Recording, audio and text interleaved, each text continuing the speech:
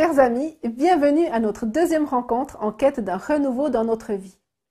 J'espère que votre temps de prière et d'intercession hier vous a déjà permis de sentir la présence de Dieu. Si ce n'est pas tout à fait le cas, ne vous découragez pas et restez avec nous pour ce deuxième message. Le pasteur Rickson Nobre va nous présenter la parabole du Fils prodigue. Si vous ne la connaissez pas, cette parabole, vous découvrirez alors une mine d'enseignement et de sagesse. Si vous la connaissez déjà, vous découvrirez un angle différent de celui qu'on a l'habitude de voir. Quoi qu'il en soit, cette histoire parle de vous et de moi et nous lance un défi, le deuxième de ces 10 jours de prière 2021. Dieu veut faire de grandes choses dans notre vie et la première d'entre elles est certainement de nous donner son amour parfait. Cette notion qui peut paraître très abstraite peut devenir aujourd'hui une réalité concrète dans votre vie. Alors, préparons-nous à recevoir une nouvelle vérité biblique. Préparons-nous à entrer dans un renouveau spirituel.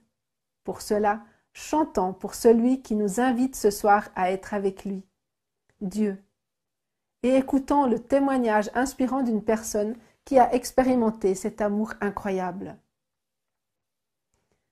Si vous avez un souci ou une peine qui vous pèse, contactez notre équipe de prière qui s'associera à vous pour les présenter à notre Dieu durant toute la durée de ces 10 jours de prière.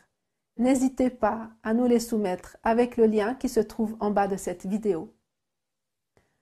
Nous allons maintenant vivre un temps de louange et puis de témoignage sur la prière et la foi, et ensuite le temps de partage de la parole. Bon programme à vous dans la présence de Dieu.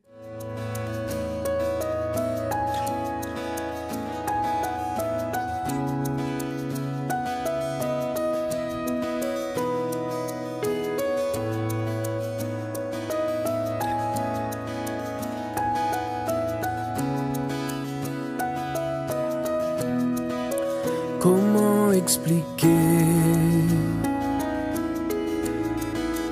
et comment décrire un amour si grand, si puissant que rien ne peut le contenir? Tu sais mes espoirs, Seigneur, tu sais mes craintes, et mes mots sont bien trop petits pour dire tout l'amour que j'ai pour toi. Alors entends mon cœur, mon esprit qui te loue. Entends le chant d'amour d'un enfant racheté. Je prendrai mes faibles mots pour te dire quel Dieu merveilleux tu es. Mais je ne pourrai pas te dire combien je t'aime. Alors entends mon cœur. Si tout comme la pluie, les mots pouvaient couler,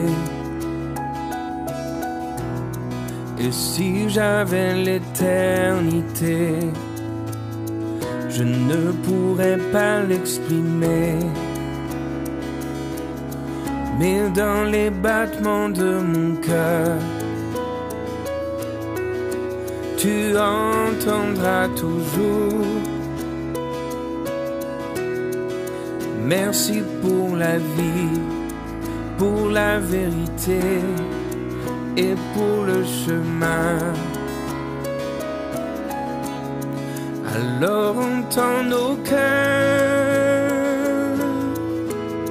nos esprits qui te louent. Entends le chant d'amour de tous tes rachetés. Nous prendrons nos faibles mots pour te dire quel Dieu merveilleux tu es, mais nous ne pourrons pas te dire tout notre amour, alors entends nos cœurs.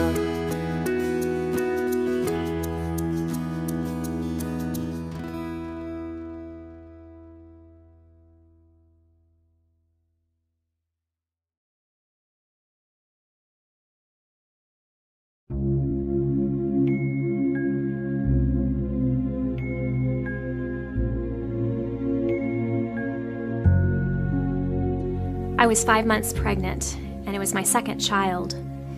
And I was going in for my first ultrasound to check the measurement and the development of the baby, and we were all excited to find out whether it was a boy or a girl. And the ultrasound tech shared with us the great news that we were having another boy, and then she indicated that something wasn't quite right and that we needed to have an extra visit with the doctor right after the ultrasound. And the doctor shared with us that some of the measurements for our baby were very small, and that there was a potential that when he was born, he might be born with complications that could affect his ability to live a normal life the rest of his life. And my heart sank. Every mom wishes that her baby would be everything she dreamed of them being, and I didn't quite know what to do with that. You just take for granted that everything is fine and there'll be no complications. And over the next few months, I personally had some complications, and we had repeat ultrasounds, and they said that the measurements were getting worse. The doctor shared with us that we had some options to consider. She really encouraged us to see a specialist, and we'd have to drive a number of hours to do that. And she even mentioned that abortion was certainly an option. And we shared with her that we were Christian, and that never would be an option for us. We believe God gives life, and our child was a gift from Him, and it didn't matter what happened, that we would take it one step at a time. And as I continued on through the pregnancy, I just poured my heart out to the Lord and continued to pray for my child, and asked Him to give me the peace to know that no matter what happened, that He would give us the strength to go through with it. And then about a month before the baby was due, the pastor came to my husband and said, "I know this is kind of strange, but would Marlene consider being anointed for the child that's inside of her?" And it was just a confirmation from the Lord that He was looking down on us, and that He was truly in charge of the situation, and everything was under His control. We had a special anointing service at the church before the church service, and just the quiet of the church with the pastor and the elders and my husband and my oldest son and myself. And it was just such a peace that came over us to know that it didn't matter what happened, that God was in charge, and that whatever happened when that child was born would be to His glory. And that was my prayer, that I don't care what happens, Lord, You're in charge. And we see time in such a short picture, and yet God sees it in terms of eternity. And I think sometimes we forget that. And it was just amazing to see God put the peace in our hearts that our child was dedicated before he was even born. Praise the Lord, when he was born, somebody came in from the neurology department and took a look at him and said, "He's perfect. I don't need to have a further consult with him." And I said, "Did I hear that right? He's really fine? Everything is fine?" She said, "Yes."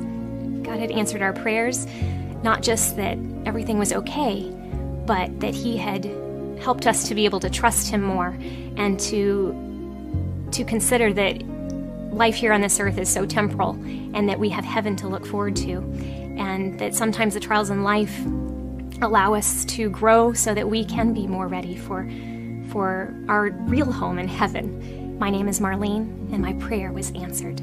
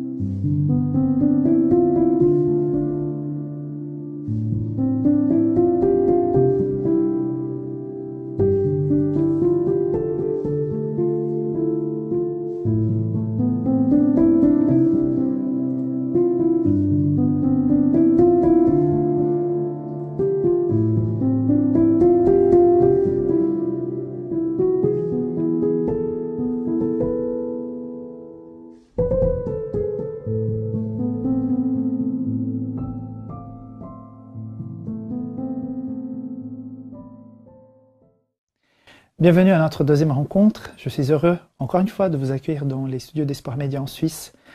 Je vous rappelle que les messages que vous écoutez sont adaptés d'après les méditations préparées par la Conférence Générale. Si vous préférez les lire, ces messages sont disponibles sur notre site d'information adventismagazine.com. Si vous préférez le format podcast, ils sont disponibles sur le site de notre radio espoir-radio.com.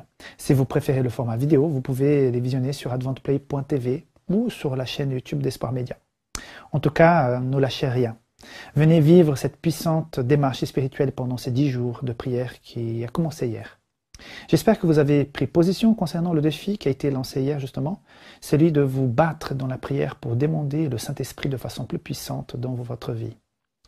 La question qui nous anime aujourd'hui est la suivante. Comment pouvons-nous faire l'expérience de la plénitude de l'amour de Dieu ? Un texte dans la lettre aux Éphésiens, au chapitre 3 et verset 18, fait cette magnifique déclaration. Combien l'amour du Christ est large, long, haut et profond.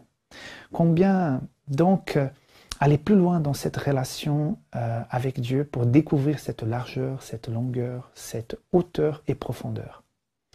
Lisons les versets qui entourent cette déclaration et ensuite je partagerai avec vous 3 pistes de réflexion possibles. Lisons donc Éphésiens chapitre 3, du verset 14 au 21. Il est dit ceci. « Voilà pourquoi je plie les genoux devant le Père de notre Seigneur Jésus-Christ, de quoi toute famille dans le ciel et sur la terre tient son nom. Je prie qu'il vous donne, conformément à la richesse de sa gloire, d'être puissamment fortifié par son esprit dans votre être intérieur, de sorte que le Christ habite dans votre cœur par la foi.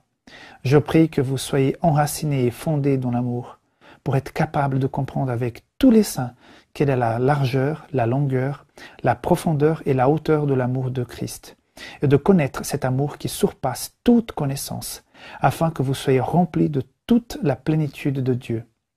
À celui qui peut faire, par la puissance qui agit en nous, infiniment plus que tout ce que nous demandons ou pensons, à lui soit la gloire dans l'Église et en Jésus-Christ, pour toutes les générations au siècle des siècles. Amen. Voilà, inspiré de cette lecture, je partage avec vous mes 3 pistes de réflexion. Premièrement, pour aller plus loin avec Dieu et assimiler l'ampleur de son amour, nous avons besoin de recevoir le don du Saint-Esprit. Il est dit au verset 16, « Afin qu'il vous donne, selon la richesse de sa gloire, d'être rendu fort et puissant par son Esprit, au profit de l'homme intérieur. » Deuxièmement, pour recevoir ce don, nous avons besoin d'abandonner complètement notre vie au Christ et de décider de vivre en relation étroite et continue avec lui, comme dit le verset 17, afin que le Christ habite dans vos cœurs par la foi. Troisièmement, il faut ensuite que nous permettions que notre foi grandisse et mûrisse par le Christ et le Saint-Esprit en nous. Alors nous serons enracinés et établis dans l'amour, comme indique le verset 17 justement. La conséquence de ces 3 démarches, nous ferons l'expérience de la plénitude de l'amour de Dieu. Et ainsi, comme dit le verset 18, il nous donnera le pouvoir, avec tout le peuple saint du Seigneur, de saisir combien l'amour du Christ est large, long, haut et profond. C'est là la plus grande et puissante expérience de la foi chrétienne. Pour bien comprendre cela, examinons de plus près la parabole du fils prodigue que vous connaissez bien et qui est dans l'évangile de Luc chapitre 15.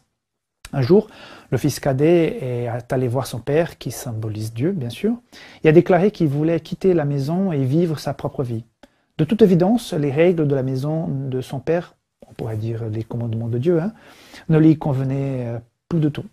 Le fils a exigé son héritage alors qu'il n'y avait pas droit à ce moment-là.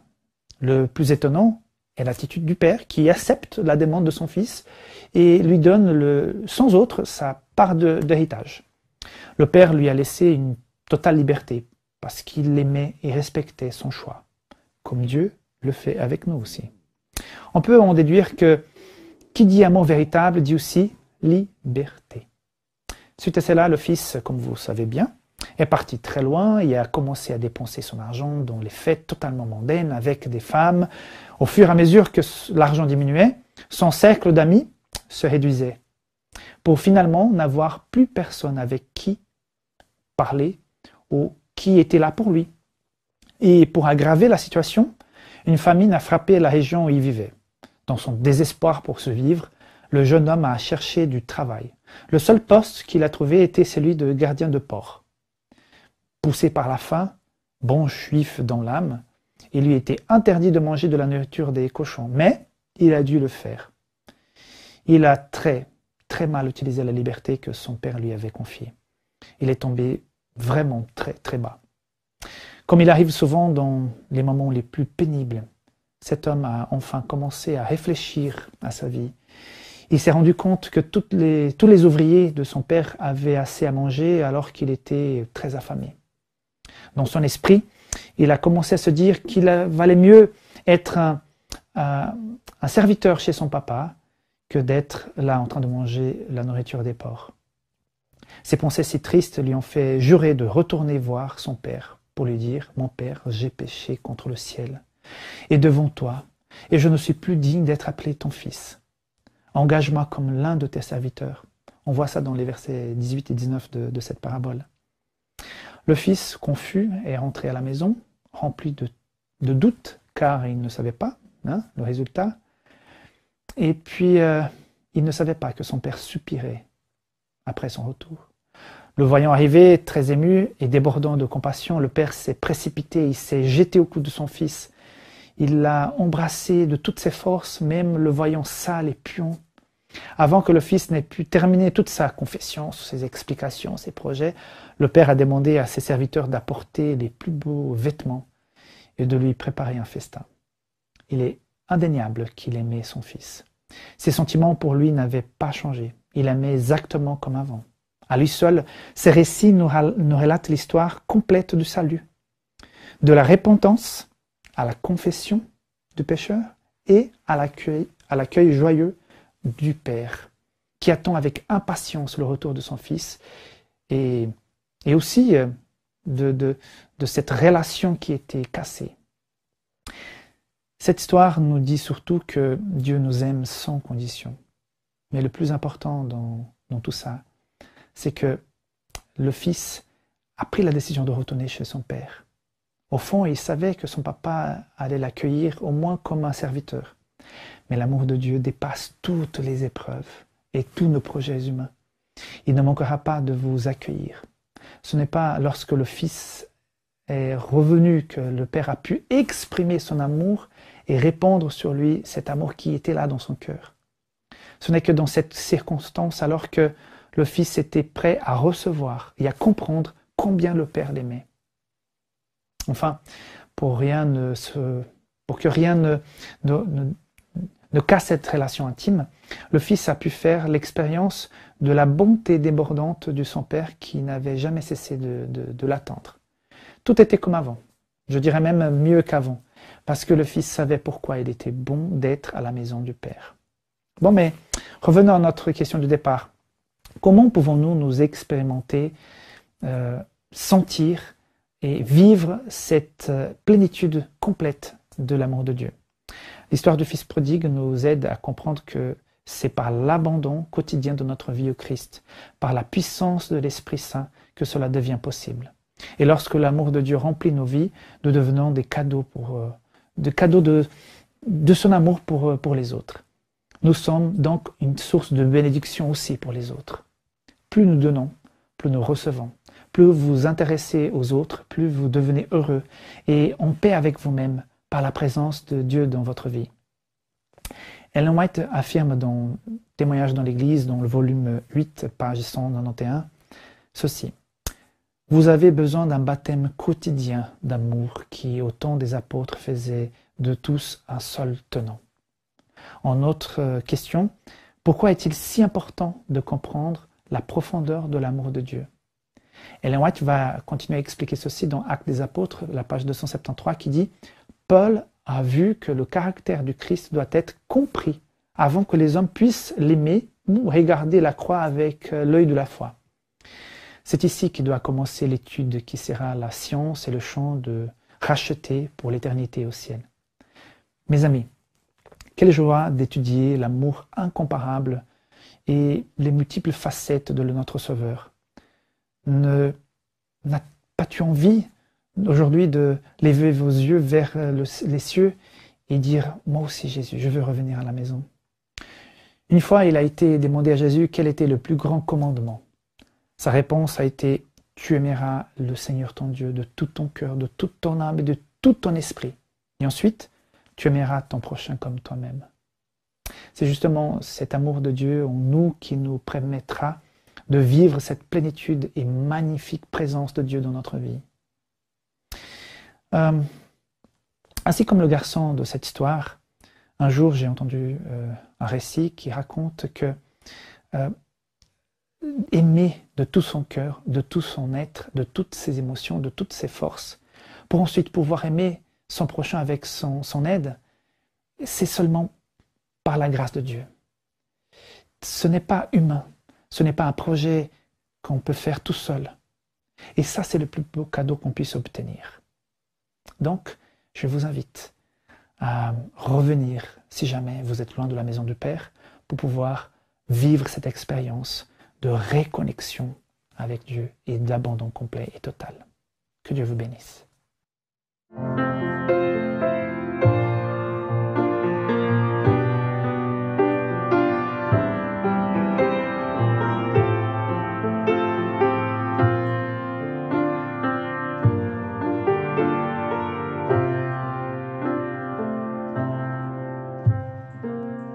Je connais un royaume plus haut que ceux des hommes, où les croyants de toute langue s'y rejoindront devant le Fils de Dieu. Pardonnez en ce lieu des cœurs brûlants, trouve la faveur de le Sauveur. Les anges au ciel entendent des hymnes qui détonnent dans les palais d'éternité. Leur chant résonne, louange, sagesse et gloire, force, honneur et pouvoir à Dieu le roi que tous adorent, toujours encore.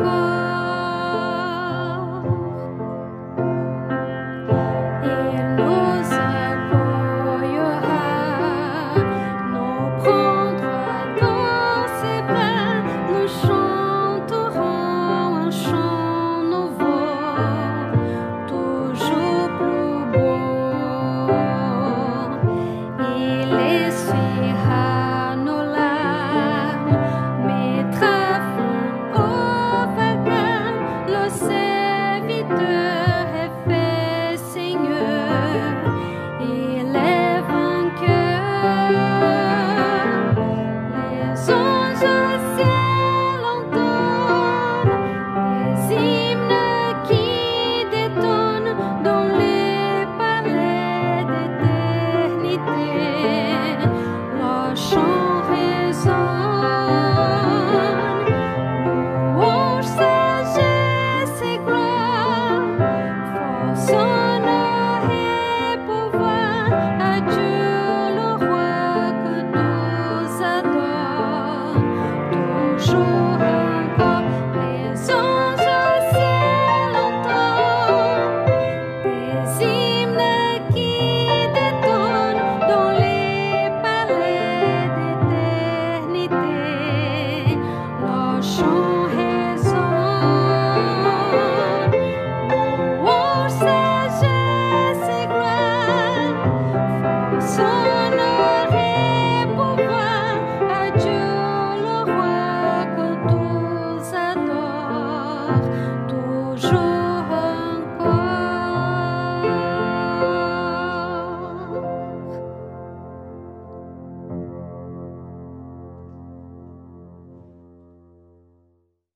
Chers amis, comme l'a dit le pasteur Rickson, que nous remercions pour ce message, c'est en agissant que nous pouvons comprendre l'ampleur de l'amour de Dieu pour nous. En retournant à lui de tout notre cœur. C'est là notre deuxième défi. Après nous être engagés à demander l'effusion du Saint-Esprit chaque jour, prions quotidiennement pour que Dieu nous amène à un abandon total de notre vie entre ses mains, ce qui revient à plonger dans un océan d'amour. Ce n'est pas une chose naturelle et évidente à l'être humain.